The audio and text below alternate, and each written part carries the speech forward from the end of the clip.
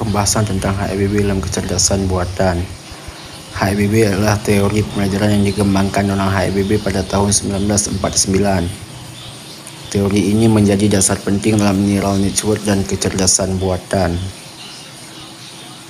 Prinsip HIBB sering dirangkum sebagai Connected Well Together. Artinya, jika dua neuron aktif bersamaan, koneksi mereka akan semakin kuat. Jika jarang aktif bersama, koneksi melemah. Prinsip Hebbian digunakan dalam jaringan saraf tiruan untuk mengenali pola. Hebbian learning juga dipakai dalam pembelajaran tanpa supervisi seperti self-organizing map. Teori ini penting dalam penelitian neurokomputasi dan neurophobic computing yang meniru cara kerja otak manusia. Kelebihan Hebbian learning adalah biologis, realistis, dan sederhana, namun kurang stabil jika digunakan terus-menerus. Meski banyak teori baru, prinsip HIBB telah relevan dalam AI dan Neural Inspired Computing. Pembahasan lengkap tentang perseptron dalam kecerdasan buatan. Perseptron adalah model jaringan saraf tiruan paling sederhana.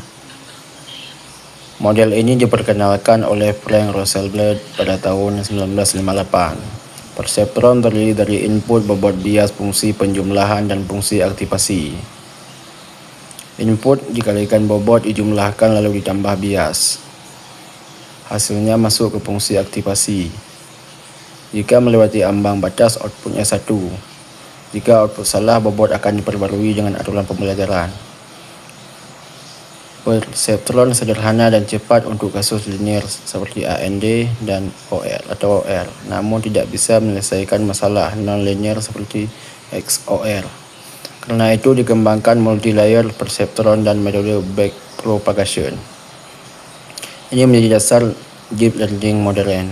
Perseptron adalah fondasi neural network. Meski sederhana, konsepnya penting untuk pembelajaran mesin dan perkembangan AI saat ini.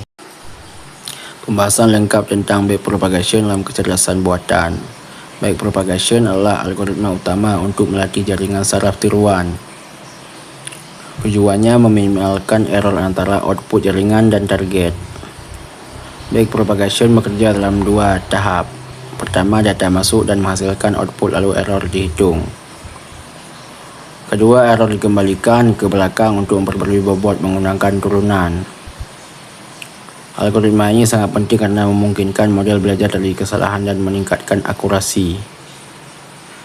Hampir semua sistem AI modern seperti NLP dan PC komputer menggunakan backpropagation. Backpropagation efektif untuk deep learning dan bisa digunakan pada data gambar, teks, atau suara. Namun tantangannya adalah finishing, region, dan overfitting. Solusinya digunakan relu bed normalization atau optimizer canggih.